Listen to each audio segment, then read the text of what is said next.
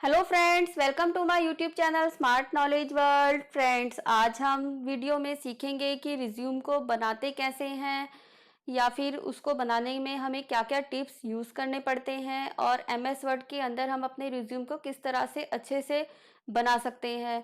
अगर आप एक फ्रेशर हैं, आपको जॉब देखना है या फिर आप कहीं पे ऑलरेडी वर्क कर रहे हैं और आप जॉब के सर्च में हैं, तो वहाँ पे आपको रिज्यूम बनाने का रिक्वायरमेंट होता है। तो उस टाइम पे आप कैसे रिज्यूम को बनाएंगे, किन चीज़ों को आप एमएस वर्ड में यूज़ करके अपने रिज्यूम को और अच्छे से बना सकते हैं, तो वही सब आज के वीडियो में करेंगे। वीडियो को देखने से पहले अगर आप चैनल पर नए हैं तो मेरे चैनल स्मार्ट नॉलेज वर्ल्ड को सब्सक्राइब करें और नोटिफिकेशन बेल को प्रेस करना तो बिल्कुल भी ना भूलिएगा, ताकि आने वाले वीडियोस आपको देखने को ईजिली से मिलते रहें।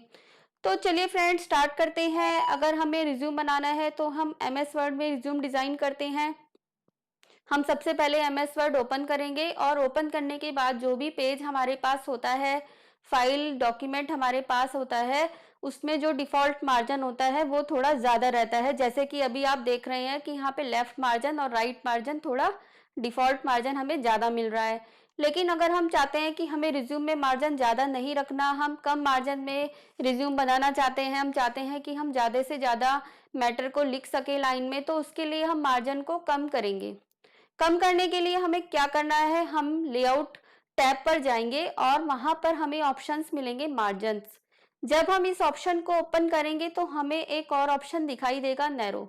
जैसे ही हमने नैरो ऑप्शन को सेलेक्ट करा तो आप लोग नोटिस कर रहे होंगे कि यहाँ पे लेफ्ट और राइट मार्जिन कम हो गया है कंपेयर टू अभी प्रीवियस मार्जिन। अभी हमारा जो भी मार्जिन था वो पहले ज़्यादा था और अब हमारा मार्जिन कम हो गया है। इसके अलावा आप टॉप मार्जिन भी देखेंगे तो आपको ये कम लगेगा। तो अब आप इजिली यहाँ पे ज़्यादा मैटर को टाइप कर सकते हैं एक पेज पर। अब सबसे पहले आप उस पर हेडिंग लिखेंगे, आपको रिज्यूम लिखना है, आप रिज्यूम टाइप कर सकते हैं, या फिर अगर आप लिखना चाहते हैं करिकुलम वीटे, तो आप उस हेडिंग को पहले आप टाइप करेंगे। टाइप करने के बाद जब आपने हेडिंग टाइप करा तो आपको वहाँ पे फॉन्ट का जो साइज़ है बहुत छोटा मिलता है। लेकिन अगर आप इसे हेडिंग बनाना चाहते हैं, इसको बीच में अलाइन करना चाहते हैं, तो उसके लिए आप इसको सेलेक्ट करेंगे। सेलेक्ट करने के बाद जब आप होम टैब पर जाएंगे तो वहाँ पे आपको फॉन्ट मिलेंगे। आप जिस भी फॉन्ट को सेलेक्ट करेंगे वैसा प्रीव्यू आपको दिखाई देगा। जैसे आप थोड़ा स्टाइलिश रखना चाहते हैं तो जो भी आपको फॉन्ट सेलेक्ट करना है, आप फॉन्ट को सेलेक्ट करेंगे यहाँ से। सेलेक्ट करने के बाद आप उसको जो भी साइज देना चाहते हैं, जैसे हमें साइज 20 रखना है, हमने 20 साइज करा और हम उसे अंडरलाइन करना चाहते हैं और सेंटर में अलाइन करना चाहते हैं, तो वैसे ही फॉन्ट आपको दिखाई देगा।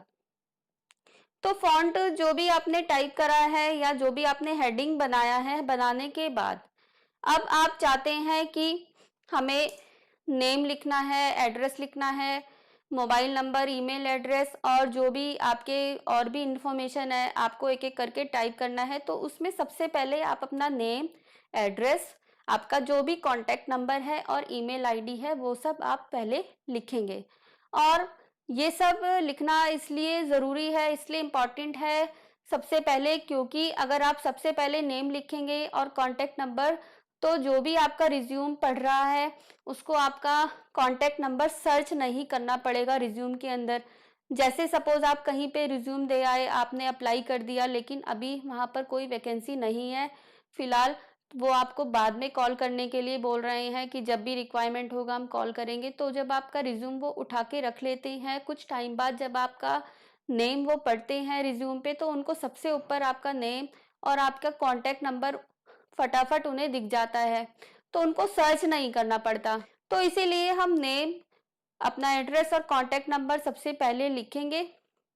लेकिन लिखने से पहले कर्सर अभी सेंटर में आ रहा है, क्योंकि अभी हमने जो भी हेडिंग टाइप करा था वो सेंटर में अलाइन किया था, तो इसलिए हम इसे लेफ्ट अलाइन करते हैं और हम फॉन्ट के साइज को छोटा करेंगे, क्योंकि हमें बड़ा साइज नहीं रखना है।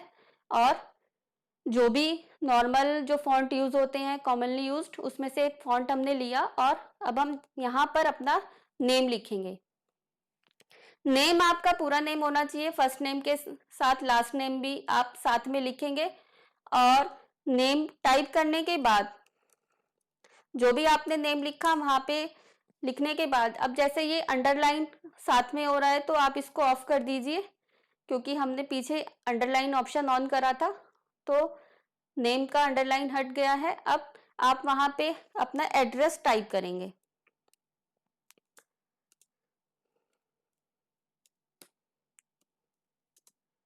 जो भी आपका हाउस का एड्रेस है, स्ट्रीट नंबर है,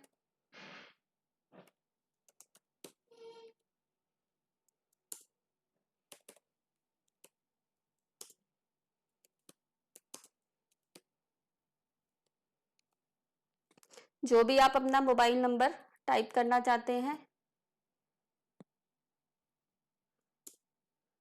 और ईमेल आईडी।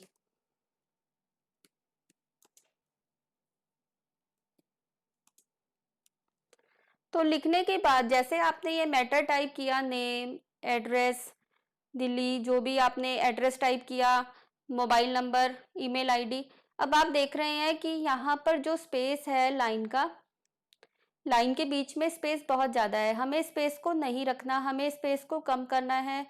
तो उसके लिए हम लाइन स्पेसिस ऑप्शन पे जाएंगे। उसके लिए हमने खोला ऑप्शन लाइन स्पेसिंग। जब आप होम टैब दबाते हैं तो वहां पर आपको रूलर लाइन के जस्ट ऊपर आपको ये ऑप्शन दिखाई देगा लाइन स्पेसिंग का, यहाँ एरो ऑप्शन है। यहाँ से जाकर अगर हमें नहीं रखना तो हम remove space after paragraph option use करेंगे, तो जो भी स्पेस था वो सब हट गया है। और अगर हम चाहते हैं कि सिर्फ हमारे इंफॉर्मेशन ही हाईलाइट हो, जैसे नेम ही हाईलाइट हो, तो उसको हम बोल्ड कर देंगे। इसके अलावा जो हमारा ईमेल आईडी है उसे हम बोल्ड कर सकते हैं। जो भी मोबाइल नंबर है उसे हमने बोल्ड करा। तो इस तरह से हम अपना एड्रेस टाइप करेंगे सबसे पहले। उसके बाद हम एंटर प्रेस करेंगे, हम स्पेस बनाएंगे और साथ साथ आप अपनी फाइल को सेव करना बिल्कुल ना भूलिएगा। तो आपको फाइल को सेव करना है, फाइल को जहां भी सेव करना है उस एड्रेस को आपने यूज किया और फाइल को सेव करा।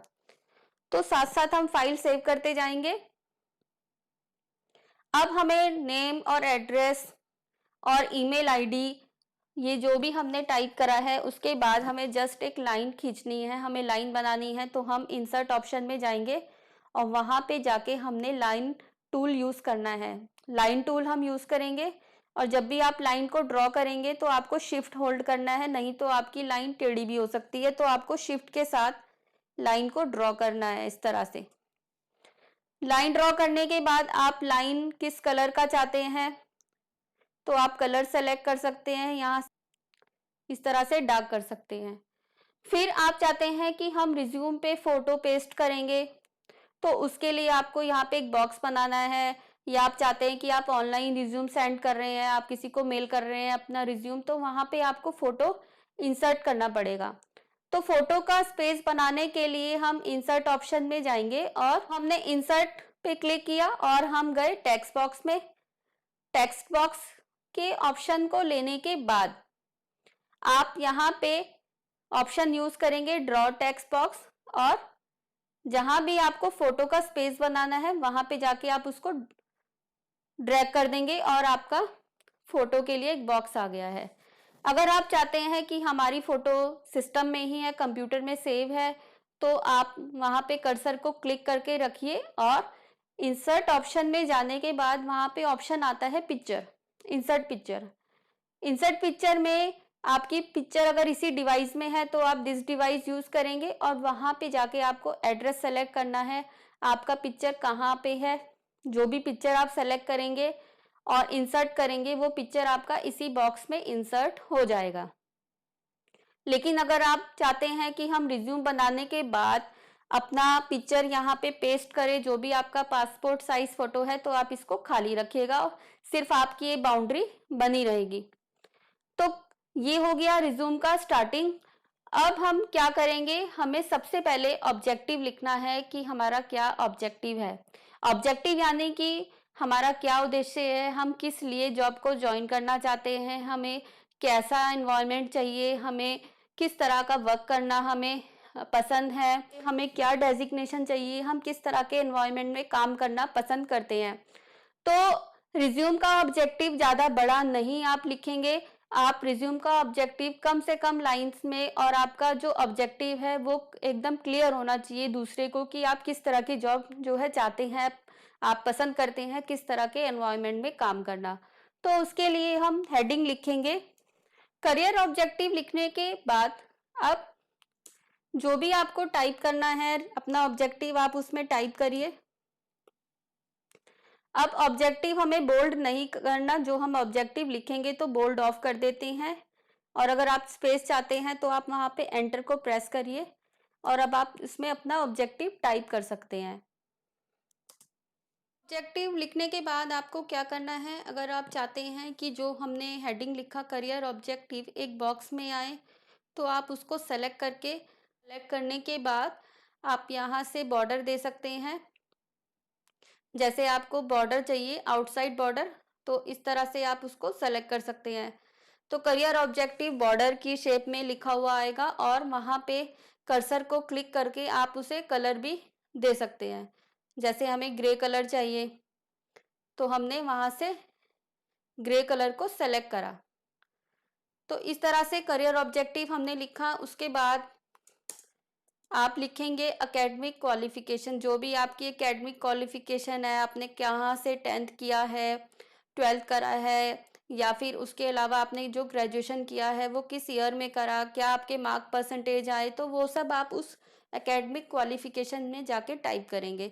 उसके लिए भी आप इसी तरह से आप एकेडमिक क्वालिफिकेशन लिख के उसको बॉर्डर में कर सकते हैं और वहाँ पे आप अपनी इंफॉर्मेशन टाइप करेंगे। तो कैसे करेंगे आइए फ्रेंड्स देखते हैं। एकेडमिक क्वालिफिकेशन के बाद अगर हम चाहते हैं कि हमारा एकेडमिक क्वालिफिकेशन टेबुलर फॉर्म में डिस्प्ले हो, तो हमें टेबल बनाना होगा और टेबल में हम 4 कॉलम्स लेंगे और रोज भी अपने अकॉर्डिंग आप ले सकते हैं। आपके पास क्या क्या क्वालिफिकेशन है दिखाने के लिए, तो जितने आपके क्वालिफिकेशन है उसमें एक हेडिंग आप उसमें एक रो हेडिंग आप प्लस करेंगे, आप एक रो एक्स्ट्रा लेंगे हेडिंग बनाने के लिए। तो हम इंसर्ट ऑप्शन में जाते हैं, वहाँ पे हम लेते हैं टेबल। टेबल में हम इंसर्ट टेबल लेके हम इसको बताते हैं कि हमें 4 तो कॉलम रिक्वायर्ड है और हमें नंबर ऑफ रोज भी 4 चाहिए। तो ये आ गया टेबुलर फॉर्मेट, और अब हम इसको भी कन्वर्ट करते हैं टेबुलर फॉर्म में। हमने इसको बॉर्डर दिया और कलर भी हमने इसके अंदर फिल कर दिया और इसको हम बोल्ड भी करते हैं। तो ये हो गया एकेडमिक क्वालिफिकेशन। अब आप एकेडमिक क्वालिफिकेशन में सबसे पहले आप हेडिंग रखेंगे, फिर इसको जो भी इंफॉर्मेशन आप इसमें फिल करेंगे। अब आप चाहते हैं कि हमें हेडिंग्स जो हैं उनको बोल्ड करना है, तो आप इन हेडिंग्स को सेलेक्ट करके बोल्ड कर सकते हैं। बोल्ड करने वाला काम आप बाद में करें तो ज़्यादा बेटर रहेगा, नहीं तो आपको बार बार बोल्ड को नीचे जाके रिमूव करना पड़ता है, क्योंकि वो फर्दर जो टेक्स्ट हम टाइप करते हैं उसको भी बोल्ड करता हुआ चलता है। तो इस तरह से फ्रेंड्स हम एकेडमिक क्वालिफिकेशन हमने लिख दिया है। अब हम आते हैं अपने टेक्निकल क्वालिफिकेशन पे। टेक्निकल क्वालिफिकेशन का मीनिंग हुआ कि आप जो है आपने क्या कोर्स किया हुआ है, आपने जो एकेडमिक क्वालिफिकेशन है उसके अलावा अगर आपने कुछ और चीज़ें करी हुई हैं, आपने कंप्यूटर कोर्स किया हुआ है या फिर आपने कोई और चीज़ का फैशन डिज़ाइनिंग का डिप्लोमा करा है, वो सब आपका टेक्निकल क्वालिफिकेशन हुआ। ये लिखने के बाद अब आप कोर्स आपने क्या किया हुआ है, जैसे डिप्लोमा करा है आपने, जैसे कोई भी ईयर हम टाइप कर देते हैं, मार्क्स परसेंटेज में मार्क्स परसेंटेज लिखेंगे। उसके बाद आप यहाँ पे और आपने जैसे सपोज कोई भी कोर्स किया हुआ है, आपने एमसी का कोर्स करा हुआ है, आपने कोर्स का नेम टाइप किया, किस यूनिवर्सिटी से करा, यूनिवर्सिटी का नेम हम यहाँ पे टाइप कर देंगे। ये हुआ फॉर्मेटिंग करने के बाद। अब हम आते हैं टेक्निकल स्किल के ऊपर। तो टेक्निकल क्वालिफिकेशन के बाद आपके अंदर क्या स्किल है, आपको क्या चीज़ें अच्छे से पता है, आप किन चीज़ों को जानते हैं, तो वो सब टेक्निकल स्किल में लिखेंगे। तो जो भी आपने ऑपरेटिंग सिस्टम लिखे वो आपने टाइप करे। उसके बाद आपने क्या क्या एप्लीकेशंस में काम किया हुआ है उस फिर आते हैं हम लैंग्वेजेस पर, अब सपोज आप कोई कंप्यूटर से रिलेटेड जॉब अप्लाई करना चाहते हैं कि आप कोई कंप्यूटर इंस्ट्रक्टर की जॉब है या फिर प्रोग्रामिंग से रिलेटेड जॉब है, तो वहाँ पे आप लैंग्वेजेस भी बताएंगे। या फिर किसी और प्रोफेशन में हैं आप, तो वहाँ पे जो भी आपके स्पेसिफिक स्किल है, जो भी आपके मेन स्किल है, वो आप एक एक करके उनकी कैटेगरीज के अकॉर्डिंग आप वहाँ पे लिखेंगे। तो जैसे सपोज हम एक कंप्यूटर से रिलेटेड रिज्यूम बना रहे हैं, हम एक कंप्यूटर जॉब से रिलेटेड रिज्यूम यहाँ पे बनाने जा रहे हैं, तो आईटी से रिलेटेड, तो यहाँ पे हम लैंग्वेजेस की हेडिंग लिखते हैं, क्योंकि अगर हम सीधा डायरेक्ट लिखते हैं C++, विजुअल बेसिक, तो उससे अच्छा है कि हम पहले एक हेडिंग लिखें और वहां जाके हमने किस किस लैंग्वेजेस में काम किया हुआ है वो हम कॉमा लगा के ऑप्शंस में बता सकते हैं जैसे हैं। और इसको भी आप बोल्ड अंडरलाइन कर सकते हैं। तो इस तरह से आपका रिज्यूम सिमिलर लगेगा। अगर आपको लगता है कि किसी भी ऑप्शन के नीचे रेड लाइन आ रहा है तो आप राइट क्लिक करें। राइट क्लिक करने के बाद अगर आपको लगता है स्पेलिंग हमने मिस्टेक करा हुआ है, आपको लगता है कि कोई सही स्पेलिंग है, तो आप वहां से सेलेक्ट करिए। अगर आपको लगता है कि नहीं हमारा स्पेलिंग ठीक है तो आप इग्नोर ऑल कर दीजिए। तो ये लाइंस प्रिंट आउट में नहीं आएंगी, ये सिर्फ आपको यहीं पे ही शो कर रहा है। तो ये आपको प्रिंट आउट में नहीं मिलेंगे, इसके लिए आप टेंशन नहीं लीजिएगा। और आप आते हैं हम अपने नेक्स्ट चीज पर, वो है हमारा एक्सपीरियंस। तो लैंग्वेजेस के अंदर आपने लैंग्वेजेस बता दिया, और भी अगर आपने कुछ करा हुआ है, आपने टैली करा हुआ है या आपने कोई फाइनेंशियल अकाउंटिंग करी हुई है, तो जो जो ऑप्शंस आपने उसमें करे हुए हैं, तो आप पहले मेन हेडिंग लिखिए, उसके सब ऑप्शंस को आप टाइप करेंगे। आप जॉब देख रहे हैं फर्स्ट टाइम तो एक्सपीरियंस नहीं होगा वहां पर, लेकिन अगर आपने ऑलरेडी कहीं जॉब करा हुआ है, आपके पास कोई एक्सपीरियंस है या आपने कई जगह पे जॉब करा हुआ है पहले से ही, तो आपके पास जो भी करंट जॉब है, या आप अगर जॉब छोड़ चुके हैं, वहां से रिजाइन दे चुके हैं, या फिर आप अगर वहां पे अभी कर रहे हैं, आपने टाइम पीरियड दिया हुआ है छोड़ने के लिए, तो जो भी लेटेस्ट जॉब है वो सबसे पहले आप उसमें लिखेंगे। लेटेस्ट जॉब क्यों लिखेंगे? क्योंकि अगर आपसे कोई पूछता भी है तो सबसे पहले आपसे वही पूछा जाएगा कि आप कहाँ वर्क कर रहे हैं या कहाँ लास्ट आपने वर्क करा था। और जो भी प्रीवियस जॉब है उनकी डिस्क्रिप्शन आप लेटेस्ट जॉब के बाद देंगे। तो जैसे सपोज हमें यहाँ पे बताना है कि हमारी लेटेस्ट जॉब क्या थी, तो उसके लिए हम बुलेट सिंबल्स यूज कर सकते हैं अपने रिज्यूम को और अट्रैक्टिव बनाने के लिए। उसके लिए हम आते हैं होम टैब पर, और वहां पे हमारे पास बुलेट्स होती हैं। डिजाइन मतलब डिजाइन सिंबल्स, वो सिंबल जो डिजाइन फॉर्म में होते हैं, तो हम यहाँ से सेलेक्ट करके हमें क्या लगाना है, जैसे हमें ये सिंबल यूज करना है या हमें ये डॉट्स अच्छे लग रहे हैं, तो हम किसी भी सिंबल को यूज कर सकते हैं और वहां पे जाके हम अपना वर्क एक्सपीरियंस दे सकते हैं। जैसे सपोज जो भी आपका लेटेस्ट जॉब है,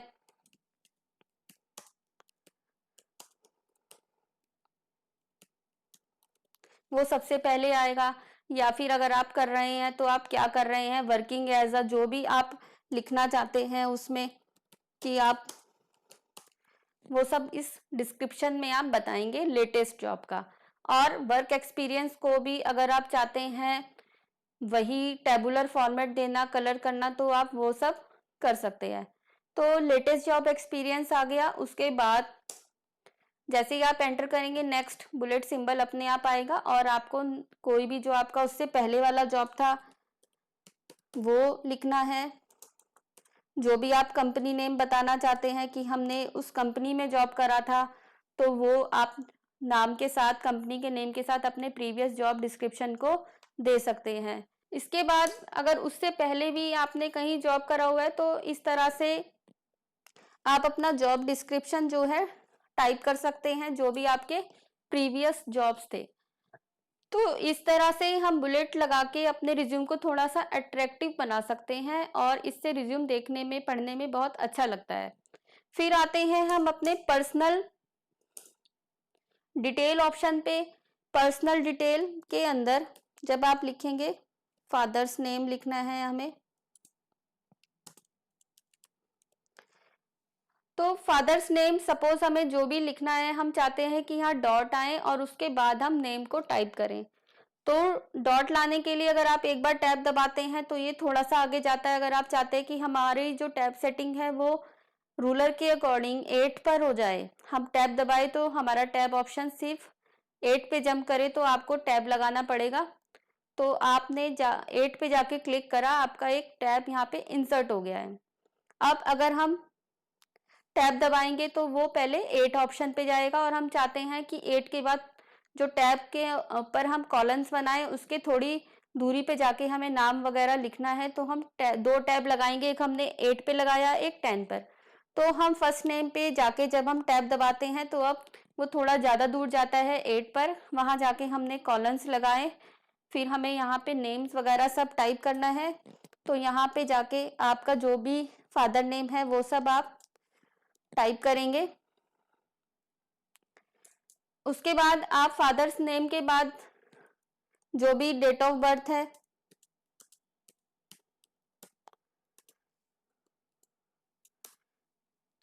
आप डेट ऑफ बर्थ इसी फॉर्मेट में टाइप करेंगे। पहले आप डे लिखेंगे, फिर मंथ, फिर आप ईयर। ईयर आप 4 डिजिट में लिखिए, पूरा लिखिए, इससे पढ़ने में भी इजी रहेगा, दूसरे के लिए समझने में भी। तो डेट ऑफ बर्थ टाइप करा, फिर हमने नेशनैलिटी।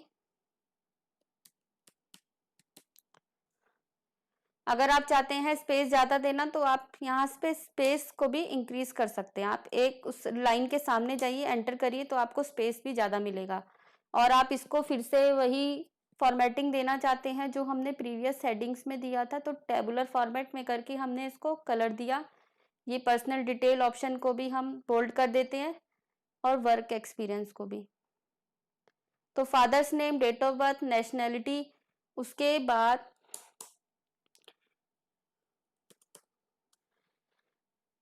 तो लैंग्वेजेस के बाद जो भी आपने लैंग्वेज दिया वो सब मेंशन करने के बाद फिर आप नीचे डिक्लेरेशन देंगे कि जो भी हमने रिज्यूम में इंफॉर्मेशन बनाई है वो सब ठीक है। डेट लिखने के बाद अगर आप चाहते हैं कि वहाँ पे लाइन आए डेट लिखने के लिए, तो आप शिफ्ट के साथ माइनस साइन को दबाएंगे, तो आप उसके अकॉर्डिंग डेट के लिए लाइन बना सकते हैं, ड्रॉ कर सकते हैं। और प्लेस,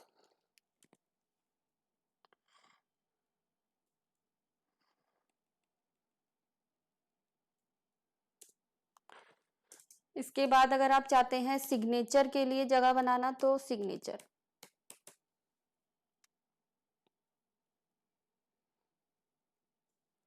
तो इस तरह से फ्रेंड्स हम सिग्नेचर के लिए भी हम जगह स्पेस बना देते हैं। तो अगर आप चाहते हैं कि डिक्लेरेशन हम बोल्ड करें तो डिक्लेरेशन को आप बोल्ड कर सकते हैं।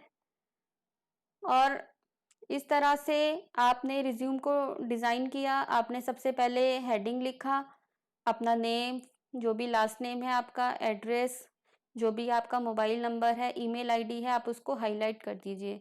इसके अलावा आप यहाँ पे फ़ोटो लगाने के लिए स्पेस बनाना चाहते हैं, तो मैंने आपको बताया था आप फ़ोटो बाद में पेस्ट करना चाहते हैं तो आप सिर्फ स्पेस बनाइए। अगर आपको यहीं पे ही फ़ोटो है सिस्टम में तो आप इंसर्ट में पिक्चर से आप इसमें इंसर्ट ऑप्शन में पिक्चर ऑप्शन से आप इसमें पिक्चर को इंसर्ट कर सकते हैं कि आपकी फाइल में जो भी पिक्चर है वो यहाँ पे आ जाएगी। इसके बाद फ्रेंड्स कैरियर ऑब्जेक्टिव लिखना है, जो बिल्कुल हमारा क्लियर होना चाहिए। हमें कैसा इन्वायरमेंट चाहिए, हम क्या वर्क करना चाहते हैं, क्या पोजीशन हम चाहते हैं, तो वो सब हम ऑब्जेक्टिव में लिखेंगे। और ऑब्जेक्टिव मैंने आपको बताया कि ऑब्जेक्टिव जो है आपका ज़्यादा बड़ा नहीं होना चाहिए, 2 या 3 लाइन में आप उसको डिस्कस कर दीजिए। इसके अलावा एकेडमिक क्वालिफिकेशन जो भी हैं आपकी, टेक्निकल क्वालिफिकेशन, फिर आपके जो स्किल्स हैं वो सब आपने टाइप किया। क्या क्या आपने ऑपरेटिंग सिस्टम करे हुए हैं, एप्लीकेशन करे हुए हैं, या लैंग्वेजेस आपको क्या क्या आते हैं। इसके अलावा अगर आप स्क्रिप्ट भी जानते हैं, जावा स्क्रिप्ट, वीबी स्क्रिप्ट, जो भी आपको स्क्रिप्ट आता है वो सब आप स्क्रिप्ट हेडिंग बना के उसमें आप टाइप कर सकते हैं। या फिर आप किसी और प्रोफेशन में हैं, वहाँ पे आपके कुछ और स्किल्स हैं, तो वो सब आप स्किल ऑप्शन में जाके लिख सकते हैं। वर्क एक्सपीरियंस में मैंने आपको बताया था कि अगर आप फ्रेशर हैं तो ये चीज़ आपका आएगा नहीं, लेकिन आप अगर कहीं पे जॉब वर्किंग है, अभी आप कर रहे हैं, आपका वहाँ से छोड़ने का मन है, कहीं पे नई जॉब ढूंढने का मन है, तो वहाँ पे आप ये लिखेंगे सबसे पहले लेटेस्ट, यानी कि आप जहाँ पे जॉब कर रहे हैं या आपने छोड़ दिया है तो वहाँ का डिस्क्रिप्शन आपको सबसे पहले देना है। और बाकी जो आप जॉब्स पहले पास्ट में आप कर चुके हैं वो सब वन बाय वन आप यहाँ पे टाइप करेंगे। इसके बाद पर्सनल डिटेल्स ऑप्शन आ जाएगा, जिसमें आप father name, date of birth, nationality, ये सब आप वहाँ पे जाके टाइप करेंगे और इस तरह से आप रिज्यूम को एंड करेंगे। तो फ्रेंड्स, अगर आप डेट प्लेस को भी बोल्ड करना चाहते हैं तो वो सब आप कर सकते हैं। जिस चीज़ को भी आपको बोल्ड करना है वो आप यहाँ से कर सकते हैं सेलेक्ट करके। तो इस तरह से आज हमने देखा कि हम सिंपली वे में हम एमएस वर्ड को यूज़ करके कितने आराम से अपना रिज्यूम बना सकते हैं और किस तरह से हमें रिज्यूम को फॉर्मेट करना है, क्या टिप्स हमें ध्यान रखने हैं, किस वे में हमें रिज्यूम शुरू करना है और ख़त्म करना है, एंड करना है। तो फ्रेंड्स, ये था मेरा आज का वीडियो। अगर आपको मेरा वीडियो पसंद आता है तो इसे लाइक कीजिए, शेयर कीजिए, कमेंट भी करिए। मेरे चैनल को सब्सक्राइब करना बिल्कुल ना भूलिएगा। तो फ्रेंड्स, ये था आज का वीडियो। नेक्स्ट वीडियो में हम फिर से कोई नई चीज़ सीखेंगे। और अगर आप मेरी वीडियोस देखना चाहते हैं वर्ड से रिलेटेड या फिर आपको एक्सेल से रिलेटेड वीडियोस देखने हैं तो आप चैनल पर आइए। डिस्क्रिप्शन में भी आपको लिंक मिल जाएंगे और भी वीडियोस के। और अगर आप चैनल पे आते हैं तो वहाँ पे आपको बहुत सारे वीडियोस मिलेंगे। आपको जो भी वीडियो देखना है आप उसको देख सकते हैं। तो फ्रेंड्स, नेक्स्ट वीडियो में फिर से हम मिलेंगे, तब तक के लिए बाय।